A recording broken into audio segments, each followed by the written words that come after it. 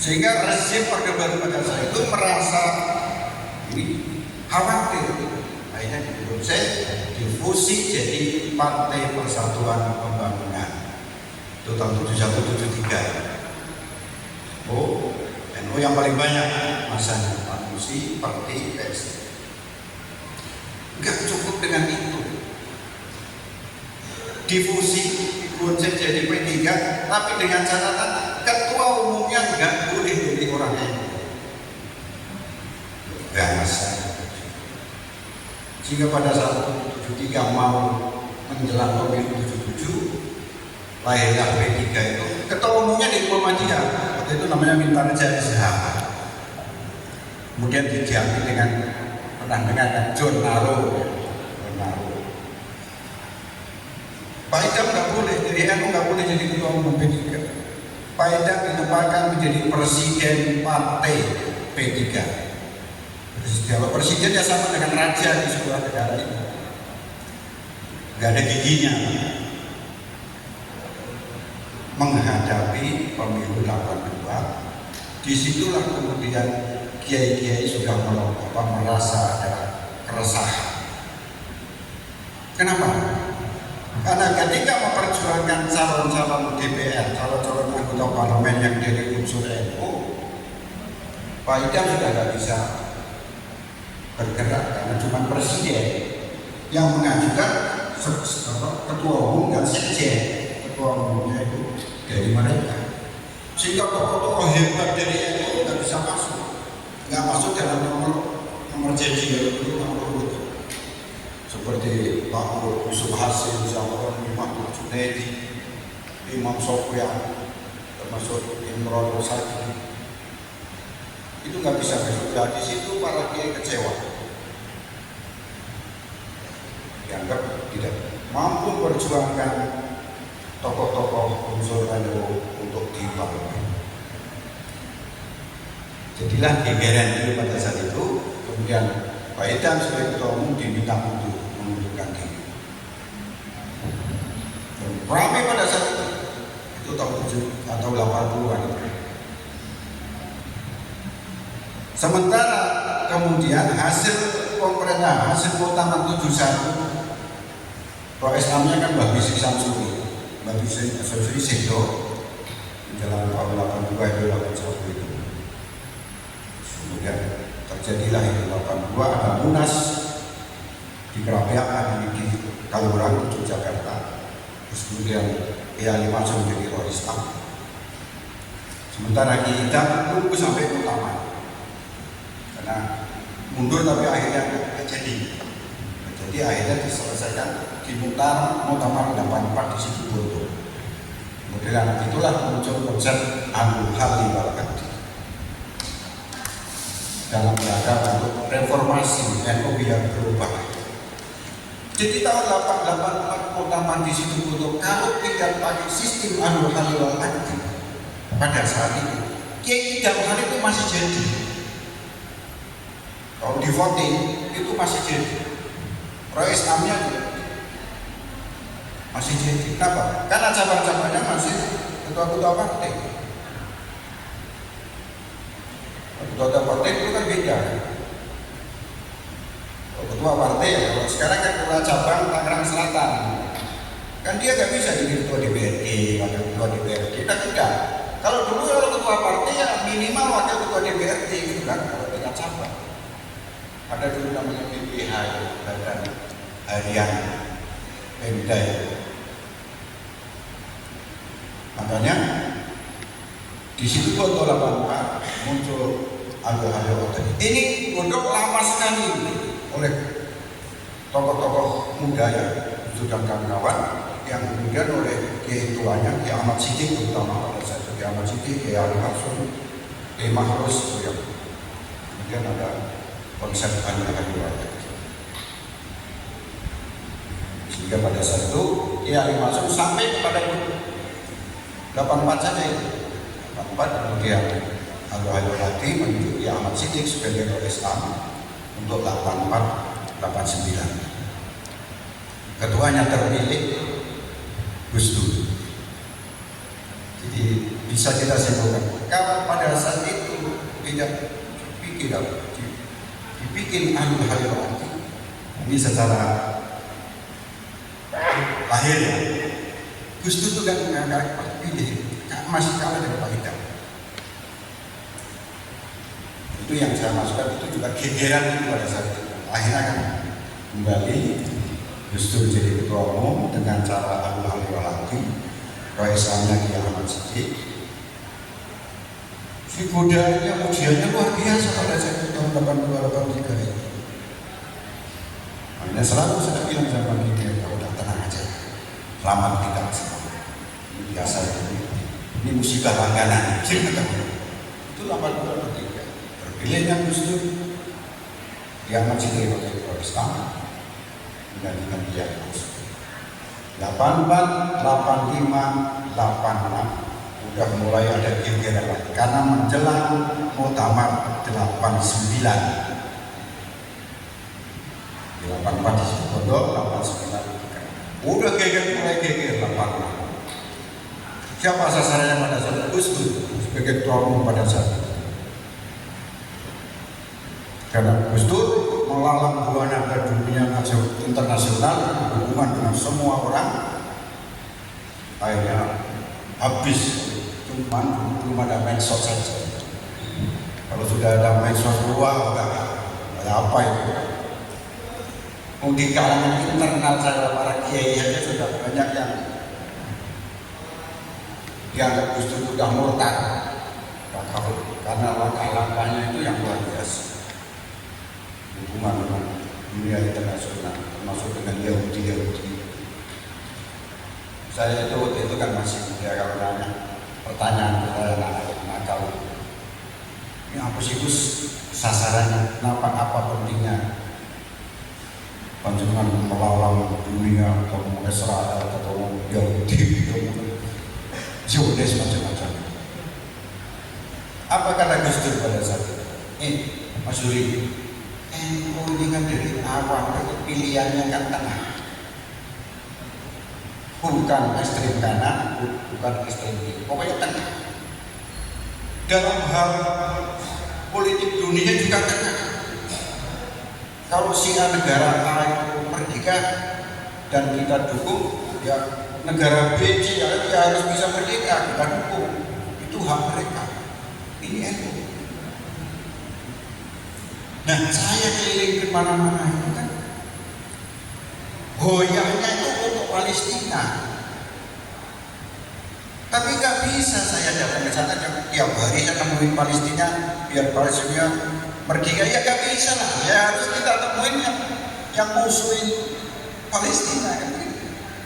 Amerika. Ketemulah Zionis itu, tapi goyahnya adalah untuk Palestina. Silakan Israel jadi negara, asal Palestina negara. Kalau Palestina sudah jadi negara, jangan kemudian bubarin Israel sebagai negara, nggak boleh, itu hak dia. Itu kata Gus Dur jawaban pada saat itu. Sementara di kalangan internal oleh kiai-kiai, Gus Dur sudah dianggap sudah terlalu jauh, bahkan keluar dari Islam. Ada kiai tua yang menganggap Gus Dur udah kayak pemain ketoprak, main handphone tapi ngurusin kesenian, ngurusin duduk. Padahal Gus Dur punya prinsip yang lagi. Udah, sekarang kita tenang. Silakan Israel merdeka, tapi Palestina harus merdeka. Nanti kalau kita Palestina merdeka, kata Gus Dur kepada mereka, Gus Dur katakan, you jangan recokin itu Israel sebagai negara, itu hak dia. Nah ini politik tingkat begini kan banyak yang nggak dipahami oleh saya, kita. Sementara langkah-langkah Gus Dur kalau pada saat itu tahun 85-86 itu membuat dunia tambah mengenal kebesaran NU.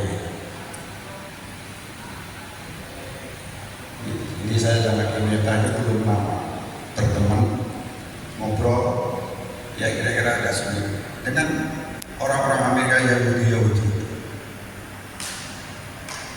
bagaimana konsep dia tentang demokrasi, bagaimana tentang hak asasi manusia, bagaimana cara mendirikan proses pendirian negara di sebuah kawasan tertentu. Kita diskusi dengan mereka. Apa Pak yang saya rasa tentang konsep Nahdlatul Ulama, konsep tentang kebangsaan, tentang kemasyarakatan, apalagi tentang diniyah Ahlussunnah wal Jamaah lebih unggul daripada konsep-konsep yang katanya orang-orang hebat di Amerika. Jadi saya ketemu dengan orang Yahudi Indonesia, ya begini egonya saya tambah kuat. Sementara ada kiai-kiai yang sudah menghakimi saya ingin tahu dan dia kan bahaya itu dia. Itu kaderisasi yang narasumbernya ada orang Amerika. Walaupun di situ ya Amerika ada, yang dari Turki ada, yang dari Mesir ada. Tapi terakhir itu saya sudah kesimpulan itu. Dan itu terbuka kita sampaikan kepada mereka. Karena kebetulan ada penerjemahnya.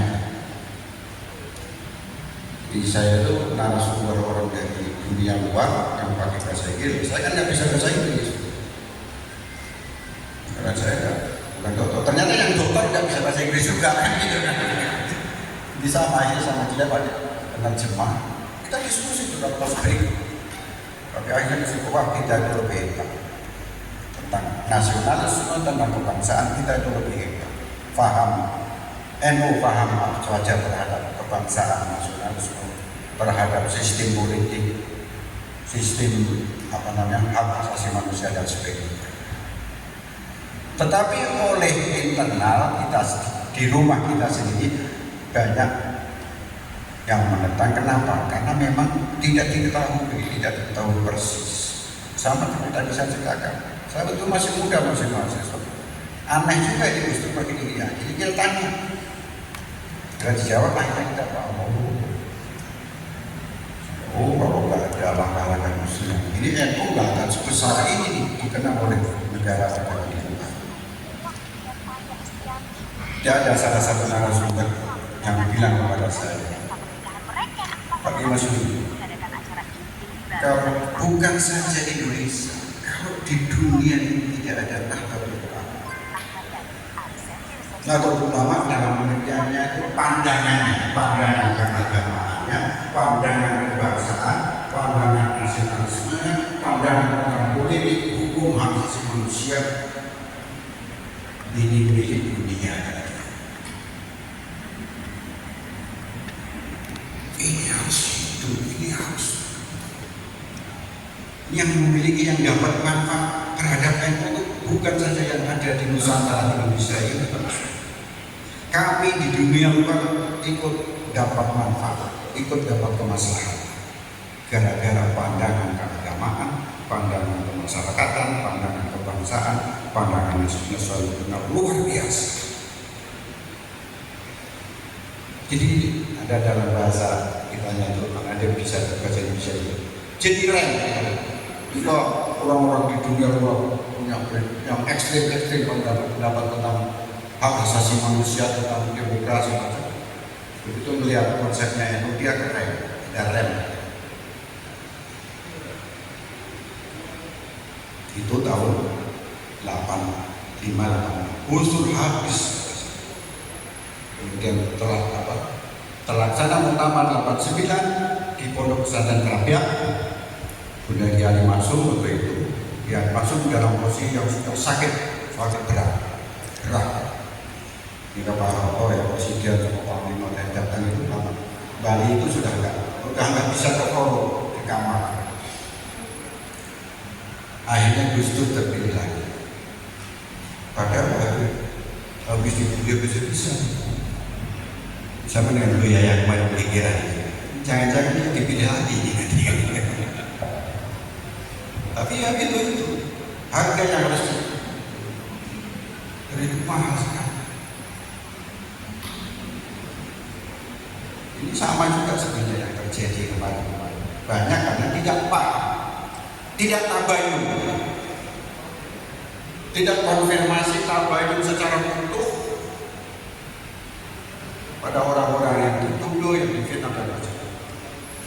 Jadi nggak fair. Tapi ya kita berharap saja. Saya selalu katakan bahwa Bapak pun nggak percaya. Kenapa? Karena itu didirikan oleh para masyayikh, para wali, para aulia. Organisasi bukan organisasi jangan-janganan dengan perjuangan yang luar biasa, sehingga jadi organisasinya jadi organisasi luar biasa. Siapa yang menghubungi, siapa tidak tetap tidak kayak bumi. Nah, ini tuh ya bahasa santrinya masuk dalam kategori yang yang tahu nas, yang musuh hati, bukan gue yang jufaan, bukan. Oleh karena itu berbahagialah saudara-saudara, bapak-bapak, para kiai dan para ustaz menjadi bagian daripada jamaah komunitas Nahdlatul Ulama. Udah, saya beri tahuan gitu aja. Sampai nanti di sono kita ketemu nanti sono kira-kira benar ternyata yang dulu begitu. Kita termasuk golongan jamaah komunitas bahasa kasarnya gerombolan orang-orang yang ada di Nusantara ini mendapatkan sebuah organisasi yang namanya Nahdlatul Ulama, yang dalam bahasa saya selalu istilahkan kita ini dapat dua warisan yang luar biasa dari para pendahulu, yaitu warisan Ahlussunnah, keberagamaan Islam Ahlussunnah wal Jamaah yang direpresentasikan kepada organisasi Nahdlatul Ulama, dan warisan yang kedua adalah warisan negara bangsa yang kita kenal dengan Negara Kesatuan Republik Indonesia yang berdasarkan Pancasila. Ini warisan siapa? Siapa perjuangan siapa? Perjuangan kita adalah ini perjuangan Hasim Bawah, perjuangannya Bung Karno, Bung Hatta, Abu Salim, Wahid Hasim yang berkaitan dengan negara bangsa NKRI. Kalau cuma ketua setelah cabang, Pak enggak lah. Ketua cabang, masuk ketua PBNU itu ya, Masuk Malah ini penikmat untuk berjuang. Termasuk Ki Hafiz bin Awam, penikmat belum berjuang. Kalau berjuang nanti kita lihatnya kan sudah meninggal ya. Kita kan masih lama. Baru udah meninggal, baru orang lihat ini dia perjuangannya apa. Oh ternyata mendirikan ini, baru dia dikatakan berjuang. Kita semua ini penikmat. Kan banyak kadang-kadang ini sebagian daripada wawasan yang harus dipahami oleh kalau pemimpin menengah. Kita itu kadang-kadang ya sombong, itu termasuk saya. Ini NU di Banten, ini NU di Kabupaten Tangerang, ini NU di Kota Tangerang Selatan, ini NU di Kota Tangerang. Kalau saya jadi ketua, terus saya itu saja ada tunggu enggak NU itu tidak untuk kita. Mau yang pimpin Abdul Hamas, yang pimpin Haris Gunawan, yang pimpin Hubak, NU tetap akan eksis. Yang dibentuk itu kita kepada ada yang pimpin kalau yang sekarang tidak jadi itu NU kota itu bicara di sana. Enggak, itu enggak akan mati. Siapapun ketuanya, siapapun pemimpinnya akan dijaga. Kalau khusus malah ekstrim tadi NU bikinannya Gusti Allah. Udah macam-macam serahkan aja Gusti Allah. Itulah yang kemudian saya katakan kita iman. Jadi kita golongan luar biasa bergerak berupa keberagaman Islam Ahlussunnah, berupa organisasi dan berupa pemerintahan yang kalau nggak ada dua yang diberikan para tokoh minat memberikan NKRI, tidak memberikan Nahdlatul Ulama, jadi apa ya? Generasi yang akan jadi apa? Islamnya kayak apa? Sebenarnya sama dengan ini yang di kesadaran sebelah. Juga ada marah, ya, nanti kita Islam itu banyak.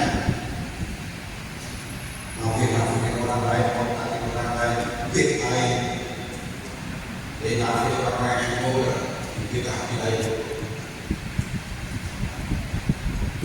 Karena keislaman mereka keislaman yang bukan keislaman Ahlussunnah wal Jamaah, keislaman yang tidak bersandar pada dulu kita bersandar sampai kepada bahasa itu sampai Rasulullah.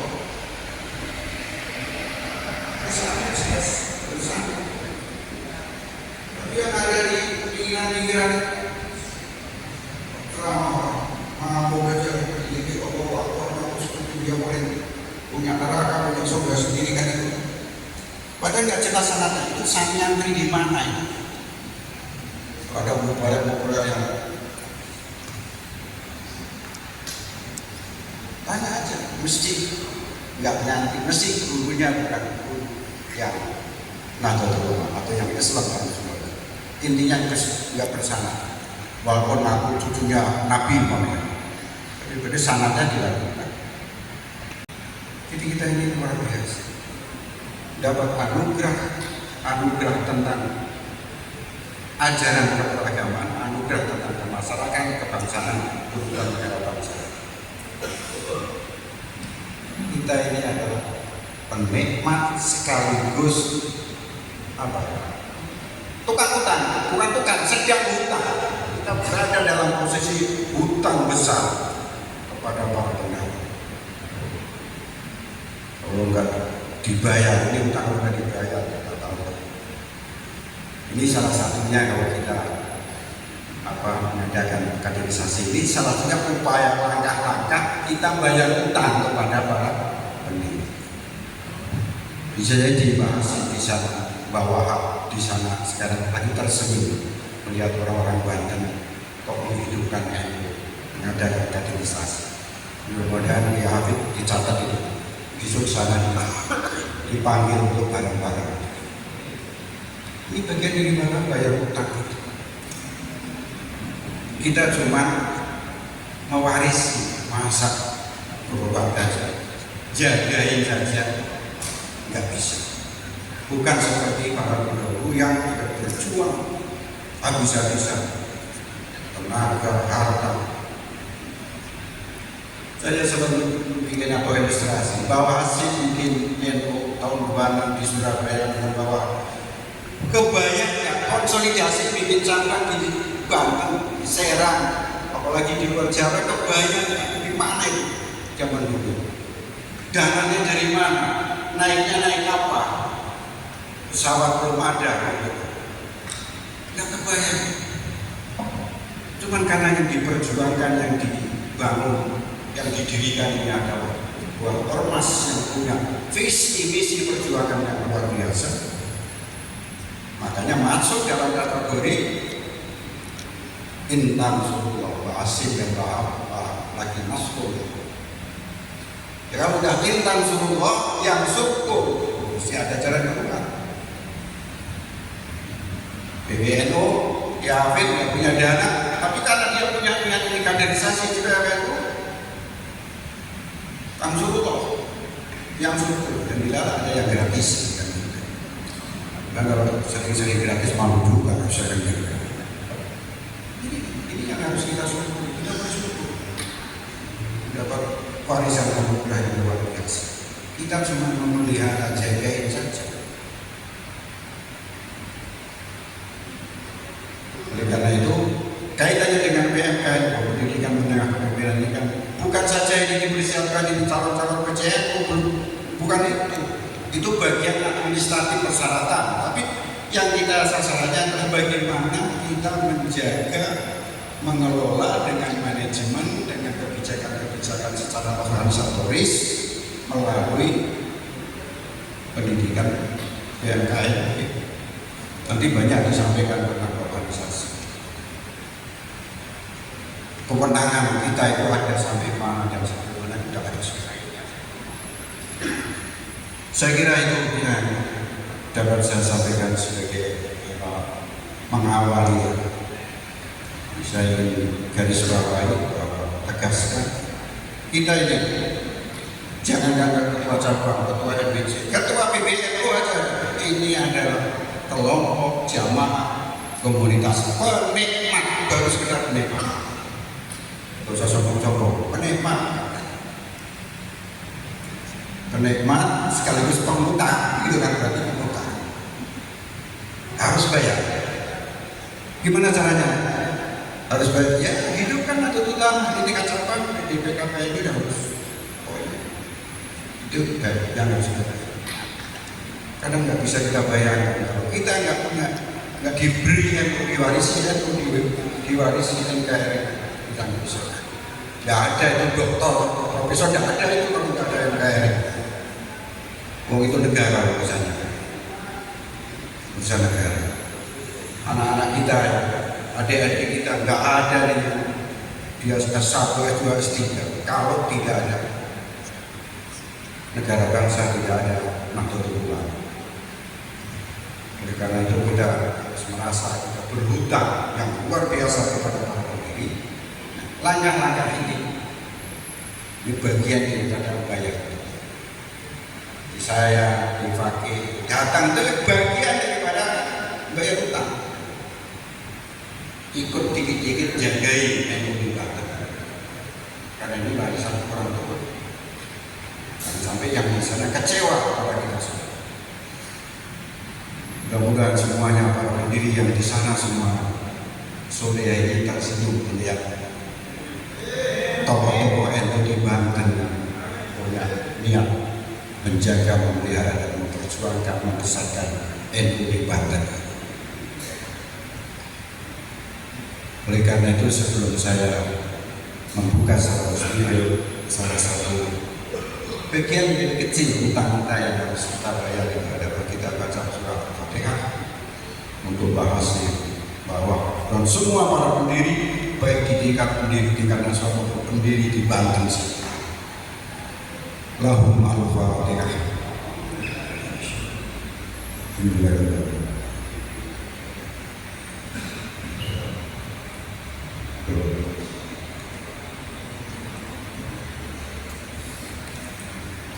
Maka dengan membaca Bismillahirrahmanirrahim, pendidikan menengah kepemimpinan Nahdlatul Ulama PMKNU angkatan kedua pengurus wilayah Nahdlatul Ulama Provinsi Banten, saya nyatakan dibuka.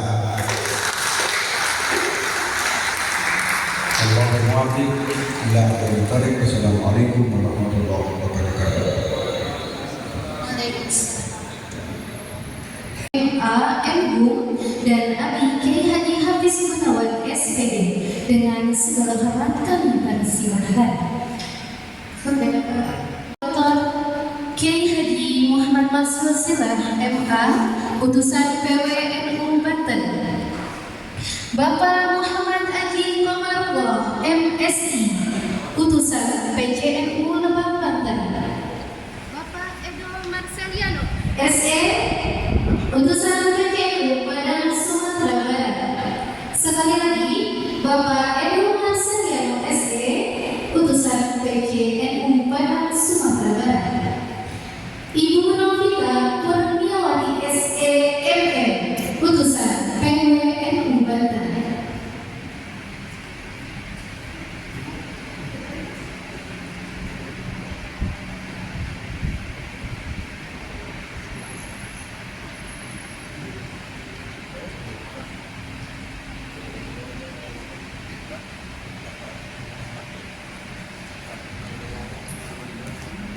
Penyematan hadirin adalah prosesi penyematan tanda beserta PMKNU angkatan kedua PWNU Provinsi Banten.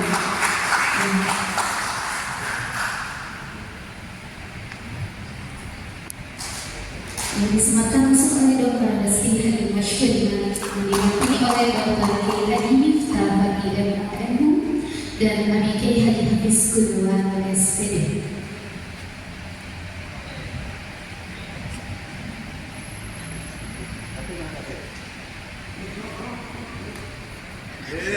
Sesi foto bersama terlebih dahulu untuk disematkan.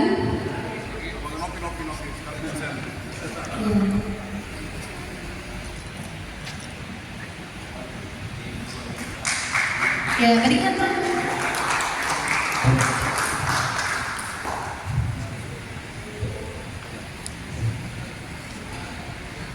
Sekali lagi, 1, 2, 3. Sesi foto bersama yang diharapkan para hadirin untuk berdiri di tempat masing-masing. Terima kasih. Silakan.